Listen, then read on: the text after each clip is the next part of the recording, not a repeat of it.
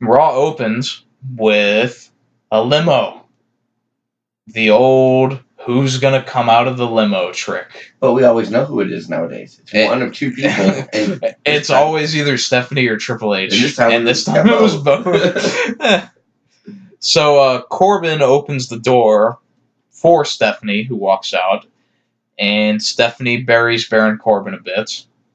And Stephanie is...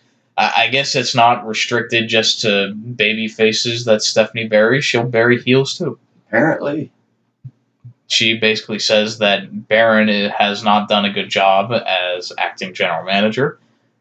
She says that it was ill-advised for Corbin to put himself in the main event against Roman Reigns for the Universal title. And she turned babyface there for me because I was like, yeah, that match sucked. Yes, it did. Oh my God. Baron, we didn't get to review last week's Raw, but Baron Corbin versus Roman Reigns is not exactly my ideal main event for any show. It's not my ideal of a match on any show. Yeah. So, Stephanie also tells Baron to get 2 partners and that he can face the Shield tonight. And she also, her big threat on Corbin was that if this continues, maybe Kurt Angle will have to come back from vacation sooner than expected. Yeah. Ooh. Oh no. I'm shaking in my milk truck. The milk truck. But out next is the Shield coming through the crowd. Roman, Seth, and Dean. They come down to the ring. Dean starts the promo. He says some stuff and then hands the mic to Rollins. Rollins calls out Corbin to have their match now.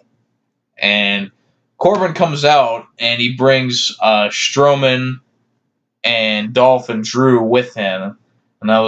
And I kind of groaned because I was like, if this is Baron's partners, I'm going to be so disappointed. At least I wasn't the only one that thought that.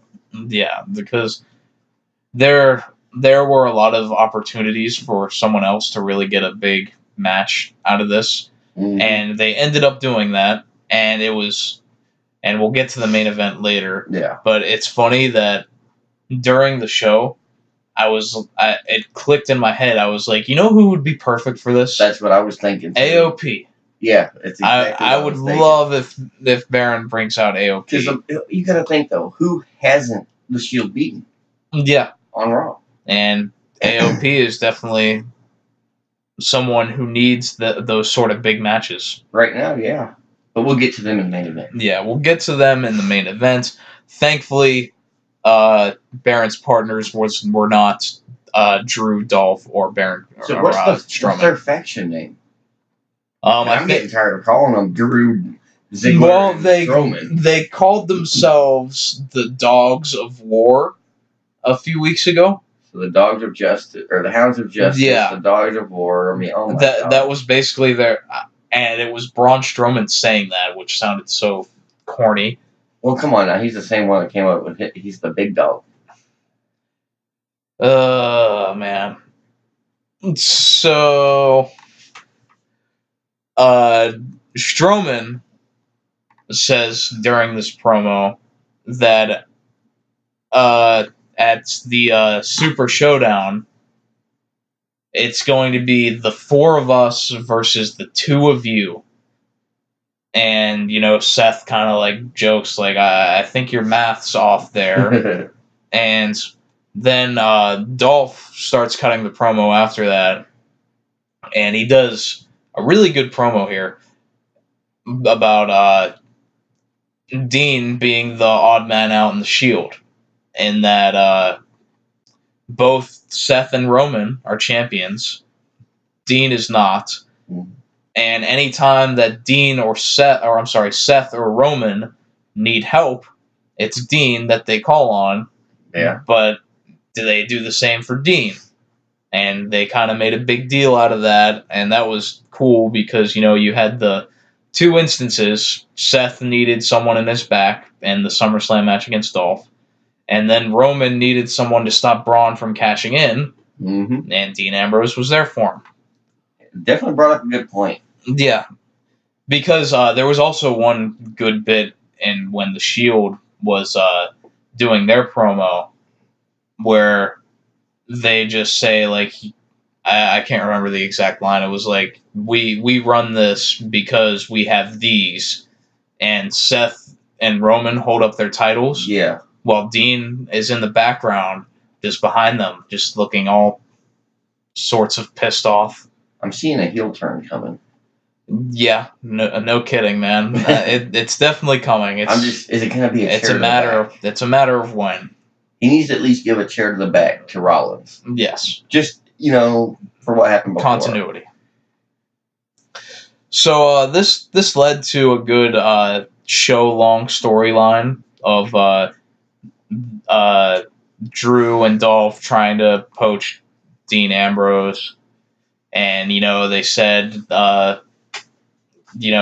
is going to take the WWE title at Super Showdown. Me and Drew are already the tag team champions. Yeah. If you come join us, that Intercontinental title, it'll be yours. Think about that faction would have every title. Yep. At least on Raw. So I think Rollins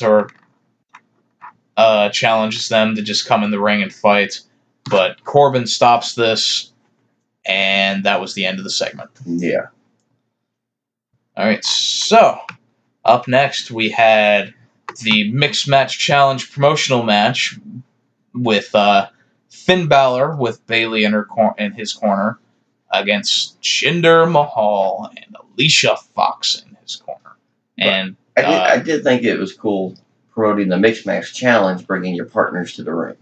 It was cool because in the last season, I feel like they kind of just put Mixed Match Challenge to the side and didn't really continue any of those storylines on the main TV shows. So this was neat, I suppose.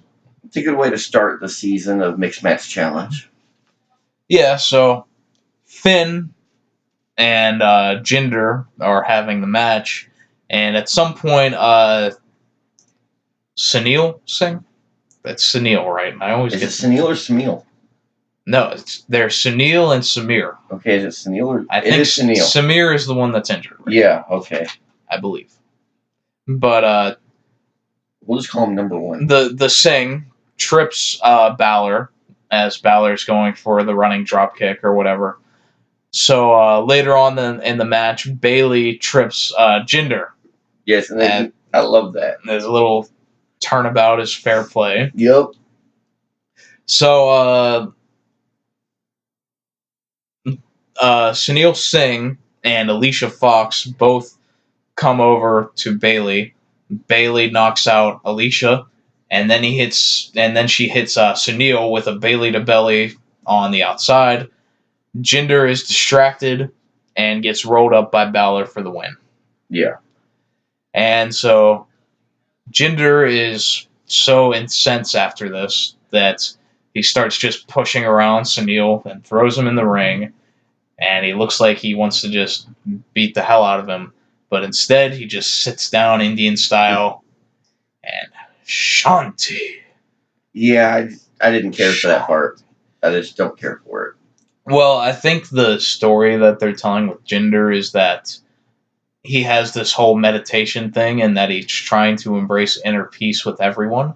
But the hypocritical part in it is that he's so filled with rage himself. Yeah. So I'm sure that'll lead to something somewhere. All right. Yeah, somewhere down the road. So I have been waiting a while to talk about this. I can only imagine. So here we go. Chris, I'm going to take the lead on this. I have a lot to say. Okay, let me just start by saying, don't forget to watch Total Divas every Wednesday. Did you watch Total Divas this weekend? Not yet. I'm going to watch it tonight.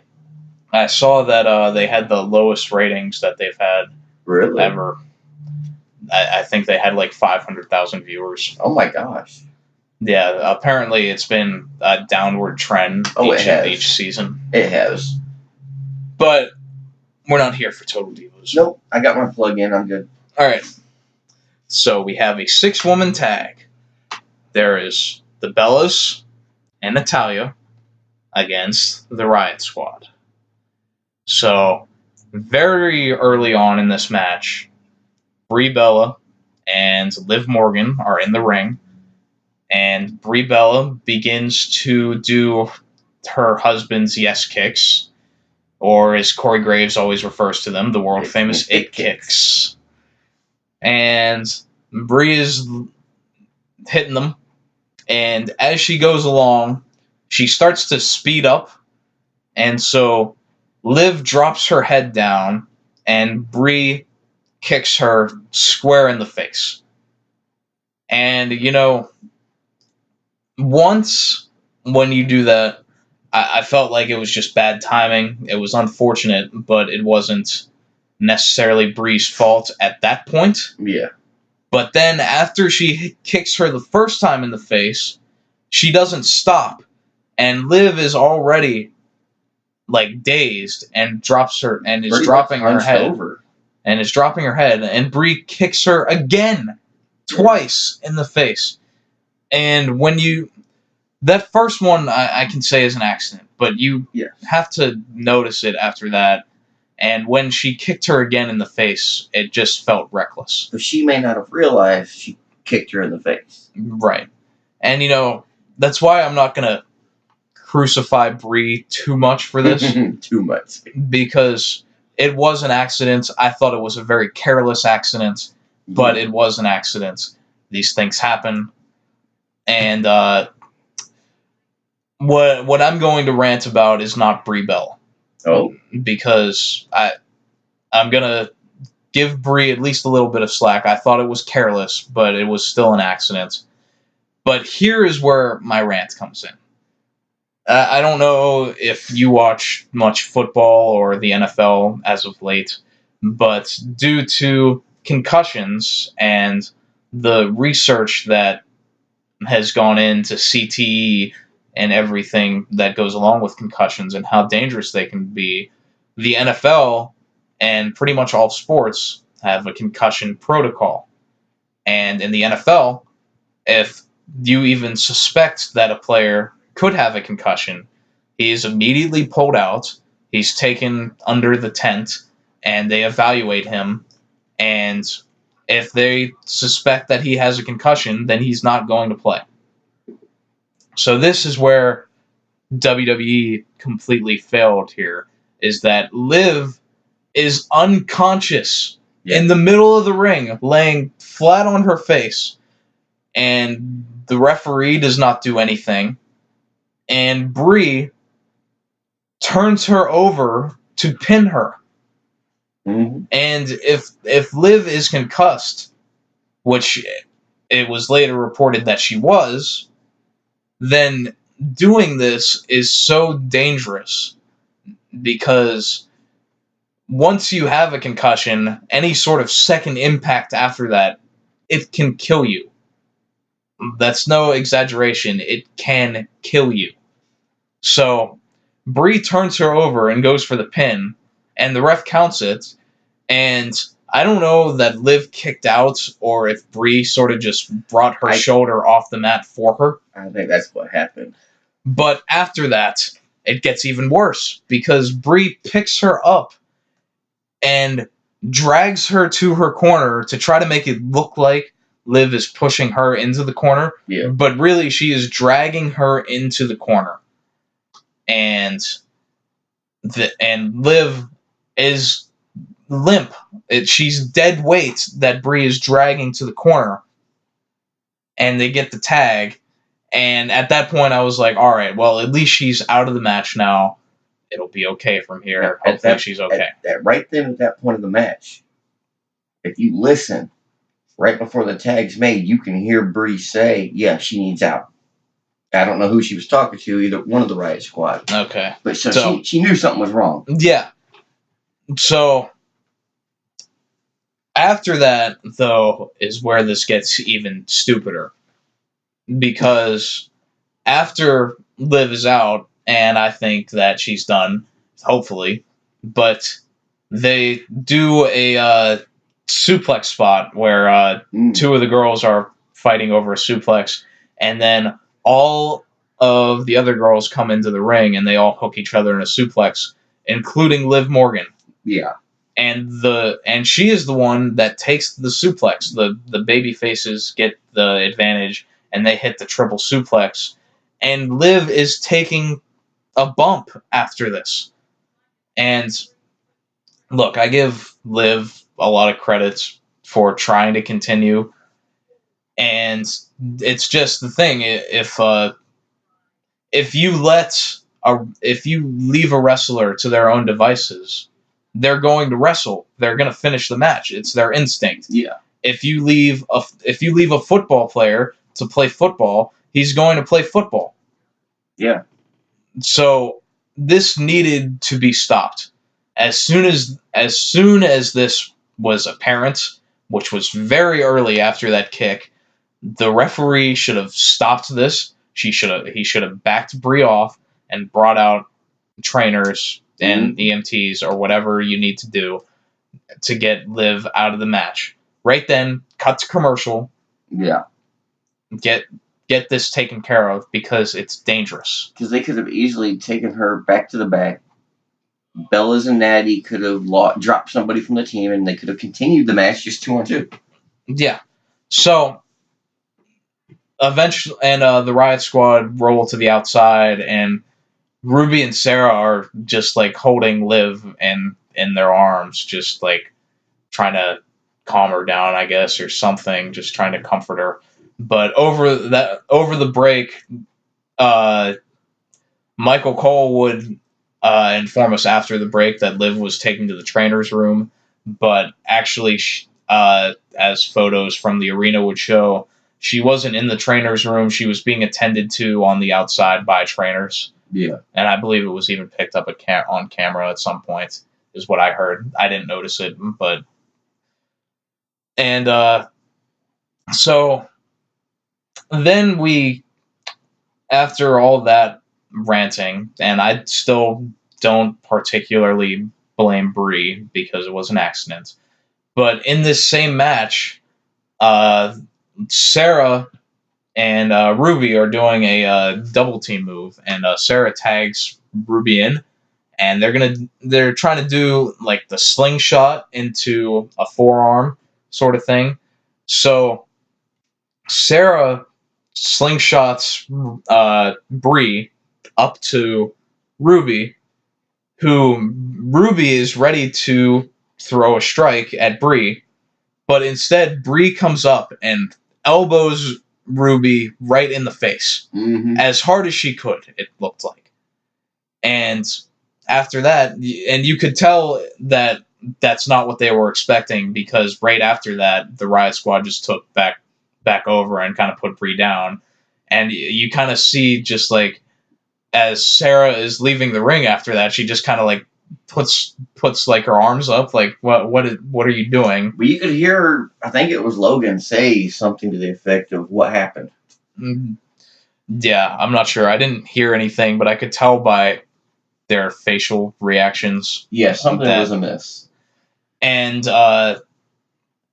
it was reported by a PW Insider that after this, after Liv went down, they had to call the match on the fly, obviously, but it was mostly Ruby Riott who was calling everything on the fly. Oh, wow.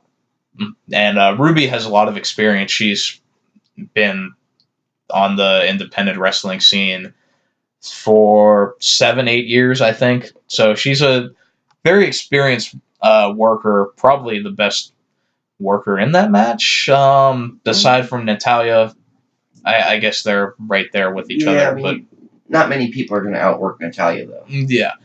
But it was reported, at least by PW Insider, that Ruby Riott was the one calling the match on the fly. That's cool. I like that. Yeah. So Liv is out. It's a 2-on-3 advantage for the baby faces. And eventually the Riot Squad do get the pin on Natalya. And I think Logan hit Natty from the outside, and then Ruby gets the blind tag on Logan, and Natty puts Logan in the sharpshooter. Mm-hmm. Then Ruby kicks Natty in the face. Then she picks her up, does the riot kick, And that's it. and that's the win. So, yeah, that was a lot of ranting to do about this match. I cannot fathom how.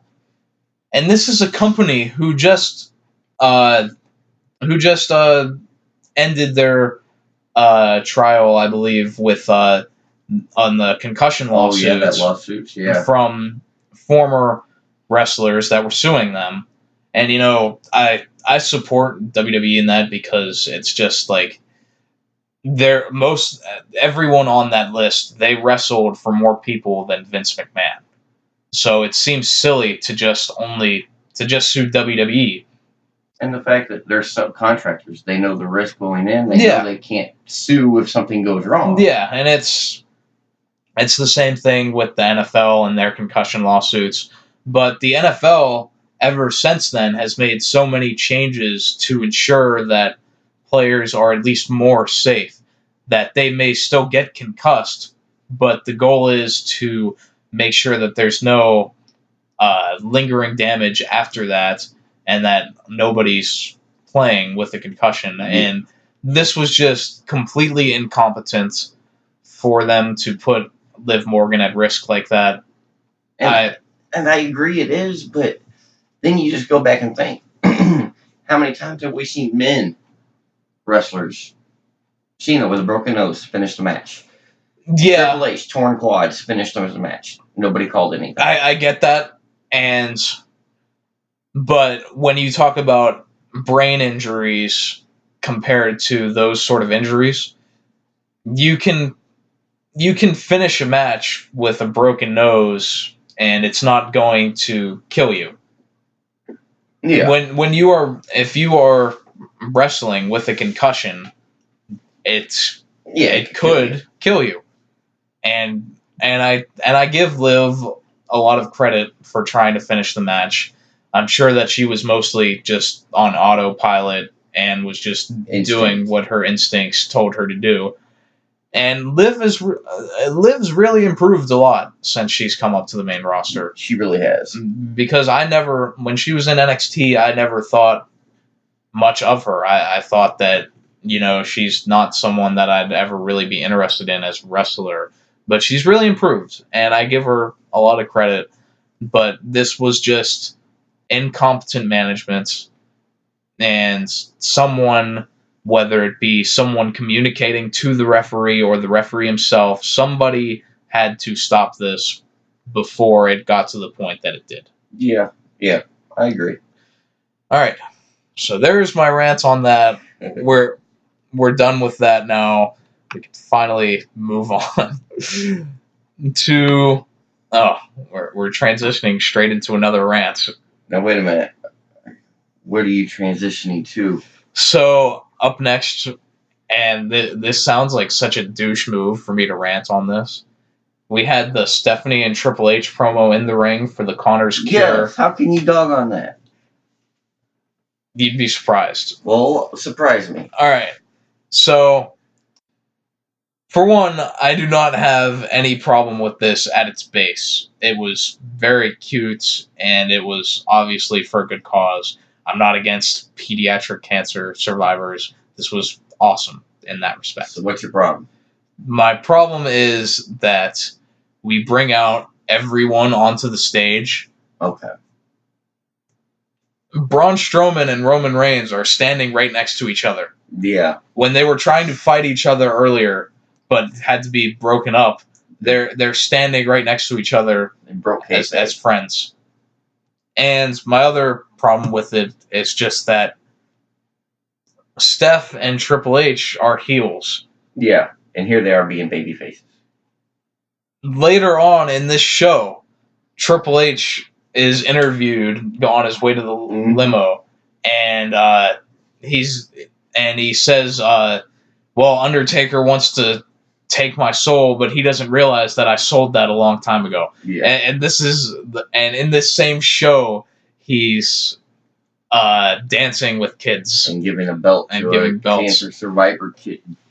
Yeah, okay, I see your rant then. So it's not a huge deal. It's just the inconsistencies of kayfabe in 2018. The kayfabe's gone. It's just the internet killed kayfabe. It's just for us that's not that big a deal.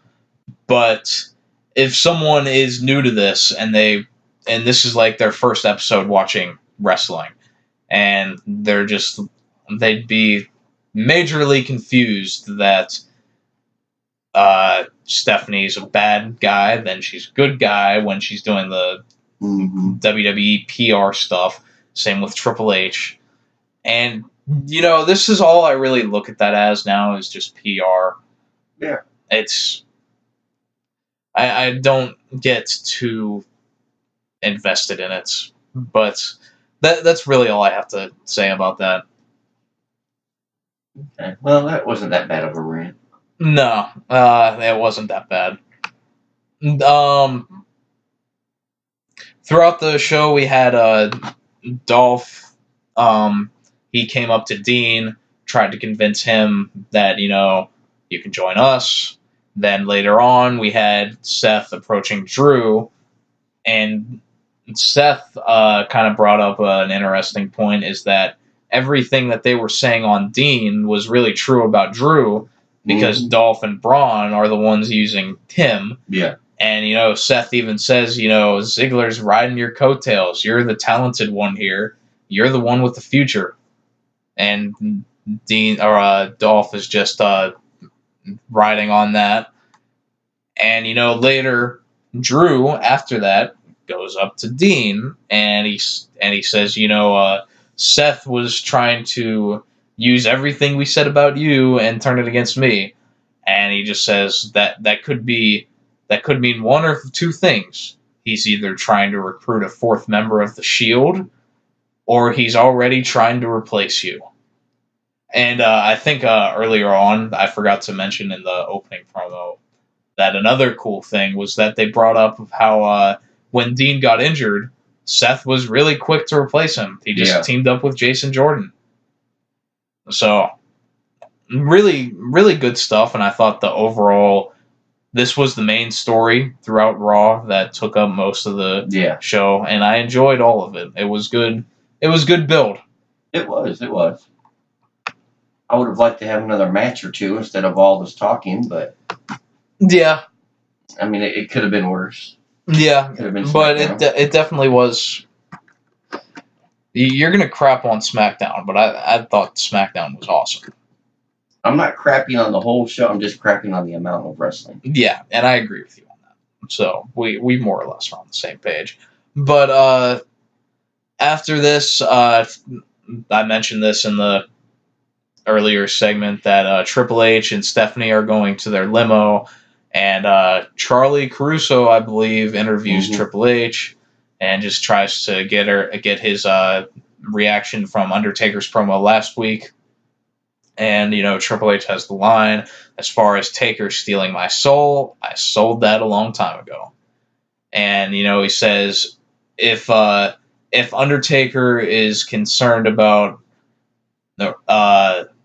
me wearing a suit and all that and being corporate, then he's already lost. Yeah. So, good stuff from Triple H. I've really enjoyed the build to this Triple H and Undertaker match. I'm just glad they're building it. Yeah, it is nice. It's not just going to be a one-off sort of... Oh, yeah, we're going to have a match on this date. Be there and watch it. We're not going to build to it or nothing. Yeah, they've given us a reason to want to see it. Yeah. And that's good. I do like that. But if you think about it, they don't do that anymore. Like our era, the Attitude Era. Like they're doing now, where they build for weeks to build one match. Right. They don't do that anymore. And I say it a lot, is that often in WWE, they tell you something and expect you to believe it. Yeah. And in entertainment, there's an old saying. It's called "show, don't tell." Mm-hmm. Show us why we should care about this. Don't tell us. Exactly. And they've done a great job of showing us why we should care about this match. So props to that. Just wish that we could do that on everything instead of just Triple H and Undertaker. But not everything can bring in Michaels and Kane. I did want to talk about that too because last week Undertaker had the promo where he said if Triple H is going to have Shawn in his corner, because he pointed out Shawn's not going to be there to be in the front row to watch the show. Yeah, he's not going to go all that way. He's gonna be there in Triple H's corner, and Undertaker says, in my corner, I'll have my brother, Mayor Kane. He didn't say Mayor Kane. Okay, I was going to say, he didn't say Mayor Kane. But Mayor Kane, nonetheless. That's okay. That's better than Corporate Kane. Yeah. So, and the rumor is that this is going to lead to a match at the Crown Jewel Saudi Arabia show with Undertaker and Kane against Triple H and Shawn Michaels. I don't think he'll do it.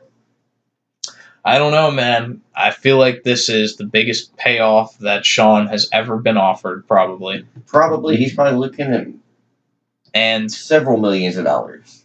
Eventually, when you wave so much money in front of someone's face, they got to take it. But I love him. I love the attitude he has about not wrestling again. Yes, and we talked about this before, not on the show, but on our own time at some point, is that as a Shawn Michaels fan, and Shawn Michaels, when I was just getting into wrestling, was my favorite guy.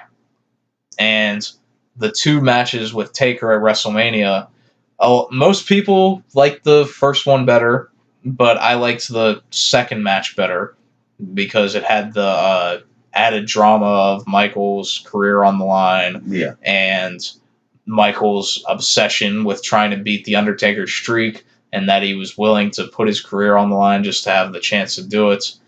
And that ending was the perfect ending. You can't get a better ending than that, and if he comes back, there won't be a better ending. There's no better ending than being put on the shelf by the Undertaker. Yes, at WrestleMania. And that whole story they told just really made it a satisfying conclusion. And if Michaels comes back, I'm not going to be too upset, but it will kind of soil my memories of that match. To me, it'll tarnish his retirement. Yeah. Just because look at everybody that says, "Oh, I'm retiring." Yeah, and then Michaels is really one of the few that have stuck to it. Yeah, normally they just go to another promotion, but he actually just retired totally. Yeah. So, if Michaels does come back, I do hope that it's not just for this tag team match and that's it, because that would be just disappointing for his only match to be basically a meaningless tag team match. I know. And not even in the country. Yeah, and in Saudi Arabia, which there's enough issues surrounding that and that controversy. If anything, have him come in and wrestle in Texas, where he's from.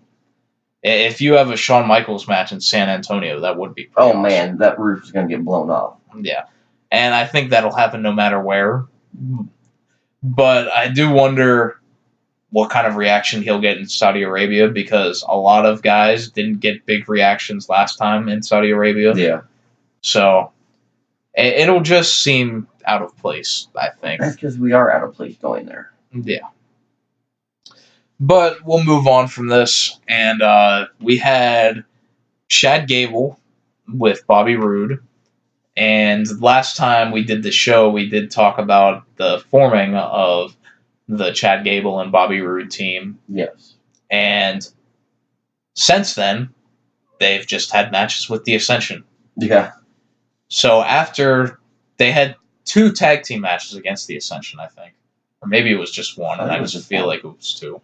But then the week after, Gable goes one-on-one with Victor from the Ascension, and he beats him. And then this week, Chad Gable goes one-on-one with Konnor from the Ascension. Which I enjoyed. I found it funny that they do the split-screen promo as both of them are on their way to the ring, which I do like that they do that. It's really good like time-conserving thing where Yeah. you put two things together. But Konnor has this like serious, vicious sort of promo, and I'm like, all right, well, 3 weeks ago you called this dude a sawed-off duck butt. Yeah. How are you going to be serious now? That's true. But, I've never seen him one-on-one. Yeah. And I don't know if Connor's ever gone one-on-one with anybody. I'm sure he has. But I've never seen it. And I was actually impressed. Konnor wasn't bad here. I've always felt like Victor is the better wrestler because, Connor's the muscle. Yeah. So in WWE logic, Konnor is bigger, so he's better. I just never seen him before one-on-one, so it was nice. But, Konnor wins this match with like an inverted power slam sort of thing. And my notes just say WTF. Why the finish? Because for one, the fact that Konnor won means that we're going to get more matches with Chad Gable and Bobby Roode in the freaking Ascension. Well, that's true. I mean, they could mix it up a little bit. And the second thing is that this Roode and Gable team is in its infancy, and now Chad Gable just loses a match to a loser, which I'm sorry, that's how they've been positioned. These Ascensions are jobbers. It's not their fault, but they're losers. Yeah. It doesn't fit. I didn't like it. But we'll move on from meaningless Chad Gable losses. Mm-hmm. So we had a Raw Tag Team Championship match on this show. Yes. And the Revival finally got their match. It only took them how long? Yeah. So I felt like going into this that this was going to be a weird dynamic, being that it was heel against heel team. Yeah. But the Revival, to my surprise, played babyface in this match. They really did. And I never thought I would see the Revival even act as babyfaces. And the even crazier thing was that the crowd was behind them. Yeah. They wanted to see the Revival win this match. And I don't think they've ever had the crowd behind them. No, definitely. At least not since they moved up. Definitely. Well, on their first night, I remember they did get a huge pop when they first got called up. Well, who doesn't get a good pop on their debut? Yeah. Well, I can think of several people, actually. Oh. But the more beloved names from NXT normally do get a big reaction when they get called up. You see, since I don't watch NXT, I don't know how big they are. Yeah. Everybody's a nobody to me. I've loved the Revival, though, since NXT. And it was just so weird seeing them play babyface because their whole thing is old school heel tag team. Mm-hmm. Distract the ref, keep your opponent isolated, keep him in your corner, cut off the ring. And this time we had Dash Wilder doing a tornado DDT to the floor, off the barricade, which was great. And they did a good bit of high spots. I think Dawson did like a butterfly powerbomb sort of thing. And there was a lot of near falls. But so eventually after all this, though, Drew and Dolph did win with the Claymore into the zigzag. Yeah. And it was a good long match. Went through, I think, a couple commercials. I think two. And a lot of high spots from the Revival. I'm curious, though, if they remain babyface after this, or if they even really follow up on this. If we just don't see the Revival for a while after this, which feels like something that would happen. They had their rematch. There's no reason to put them on TV for a couple weeks. So I don't think we'll see them for probably 2 to 3 weeks. There's no need. Yeah, hopefully we can build the Revival back up, though. I feel like they need a move to SmackDown because they've just been floundering here. But at the same time, there's so many good tag teams on SmackDown, it's hard to see them really doing much else. But I'm just, and it goes for both shows. I'm tired of seeing the same teams go against the same teams. Yeah, that's just getting old. That's a thing that happens. You see this. Know. Even in singles, you see the same guys facing the same guys for several months. Oh, I know. I get tired of it. So up next we had the Kevin Owens Show featuring Elias. Oh yeah. So Owens welcomes his guest, who is Lio Rush. I meant to ask you, do you know Lio Rush at all prior to his debut? No, I don't. So I figured he's on NXT. Well, he was on NXT, then he was moved to 205 Live.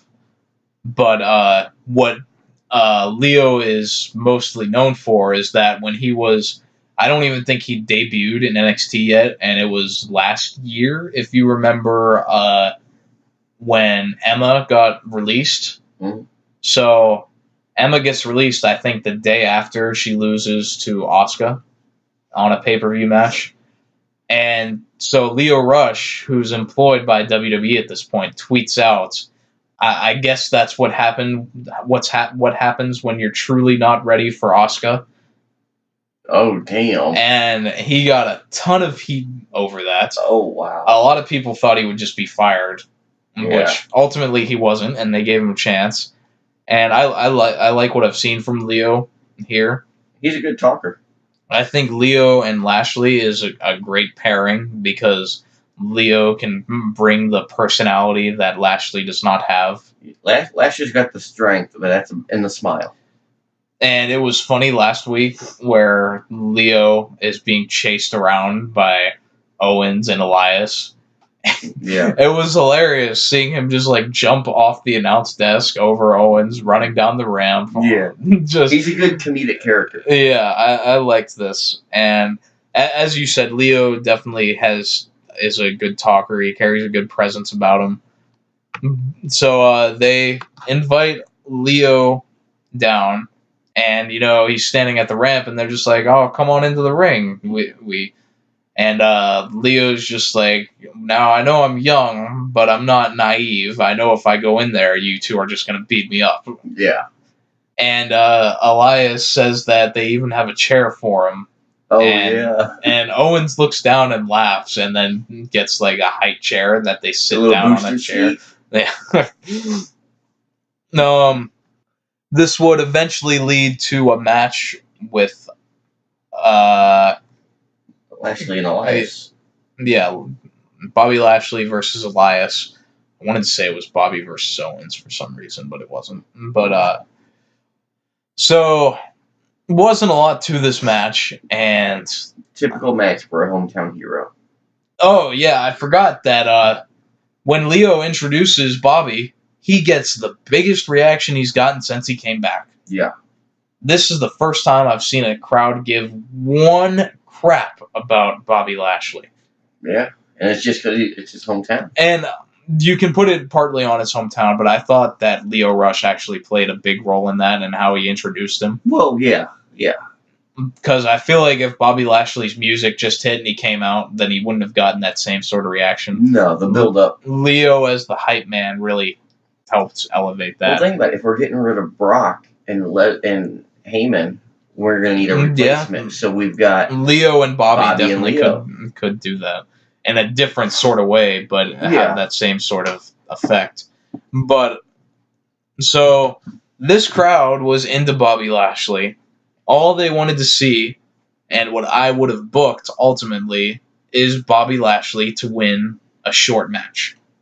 Instead, this match sort of dragged on for a bit, and then eventually, Owens starts chasing Lio around the ring again, which, as humorous as that is, and how hilarious these Lio Rush chase scenes are, eventually Lio Rush runs around the corner, and Owens inadvertently runs into Bobby Lashley. Which I do believe was an accident, it looked like. Now, I'm not saying, I'm sure they had it planned. Yeah. But, it's not like he intentionally went up there and kicked him or something. I see. But that calls for the DQ. And that was just so flat. It was. This was the only time that I've seen Bobby Lashley over to this extent. and they ruined it. He should have just came in and beat down Elias and won the match. I mean, but the crowd would have went crazy for that. It was still a typical match. Being a hometown hero, he's up, he's down, he's up, he's down, he wins. Yeah. Of course, but he won by disqualification, which doesn't really give you that same sort of reaction. He won differently, but he still won. Well, really, more recently, more people have been losing in their hometowns in WWE. That's true. Look at who is it? Sasha, Charlotte, because they both won in each other's hometowns. There's plenty of other examples. Yeah. So I guess anymore, that doesn't mean anything. Yeah. It used to, though. I think they intentionally just say, "Oh, you're in your hometown. You're gonna lose." Yeah, or we'll let you win. Maybe by disqualification. Yeah, it won't be clean. Well, that just leaves us with one more thing. There were 2 more matches, and I don't blame you for forgetting this. Because I only got one written down. I wrote as I watched, so what I forget. There was Nia Jax versus Alicia Fox. That's the one. And it's funny because I literally have in my notes here Nia Jax versus Alicia Fox filler. No wins. Yeah. Nia wins. Yeah. Oh. Okay. Those are my notes. So I didn't miss anything by not writing anything. It didn't go long. It was over. Just a filler. It really had no meaning. I was struggling to figure out why it was there. Yeah. I guess to just promote Nia for her Game Changer Award nomination. Is that a People's Choice that they're up for? I don't know. Kids' Choice, People's Choice, Dog's Choice, something. One of those choices. Yeah, but there's a couple of divas women out there. Yeah, but good for Nia, I guess. Yeah. Hey, at least she's on TV. At least she's on TV. So next we had The Shield versus Baron Corbin and 2 question marks. 2 big question marks. 2 big question marks. And Corbin comes out and he introduces AOP. Which I find it funny, though, that recently they've just been AOP and nobody calls them the Authors of Pain. Yeah. Which is such a cool name that I hate that they don't even say it. Didn't we discuss it before, how they're going to start shortening to everybody's name? They shorten everything. Like, Vince took one look at this and they was like, God damn it, pal. Your tag team name's too long. And meanwhile, Vince and WWE are naming tag teams like the Boss and Hug Connection. Yeah. Which is just so simple and dumb. And a ripoff of the Rock and Sock Connection. Asuka and Naomi's tag team name is the Empress and the Glow. Yeah. How creative. Yeah, no doubt. And then when you have a cool name like Authors of Pain, you just call them AOP. Yeah. Screw that. That's all I have to say. They're a little backwards. So this was a fun main event. Yes, it was. I enjoyed it. And right off the bat, I liked that Seth tags in Roman, and he just goes face to face with Razor. Oh yeah. And the crowd loved this. I loved this. And they just kind of have like a big man match, which is refreshing. You don't see it very often. There's not a whole lot of big men. It's fun to see every once in a while. And I love the new style of wrestling as much as everyone else. But it is nice to see, as Jim Ross would say back in the day, a big hoss match. Yeah. Yeah. And AOP definitely does bring those sorts of matchups. I'm glad they're using AOP now. Yeah. They definitely got off to a slow start, but I felt like this helped them. Oh, I think it did. Even if they lost it, they were on TV against the Shield. All right, so the Shield would take out all 3 of them to go into the commercial break. And at some point, Dolph, Drew, and Braun come down to the stage, and they have chairs, and they all in synchronization sit their chairs down and sit on the ramp. Yeah. Which just seems so corny. Because they also do the when Braun does his whole raises his arms in the air and just goes Braun. Yep. They all do it with him. Yeah. It's like, come on, give me a break. Get your own thing. Yeah. So the distraction gave the heels time to take control, and they took control for a little bit. So Rollins would go for the stomp, and as he hits the ropes, Drake distracts the ref, and then one of the members of AOP pulls the top rope down, so Seth tumbles out to the outside. Yeah. That was a cool spot. I like seeing those sort of take advantage of the ref not looking sort of things. Sometimes, yeah. So AOP takes out Roman on the outside. They hit the last chapter on Roman, which took him out for a while.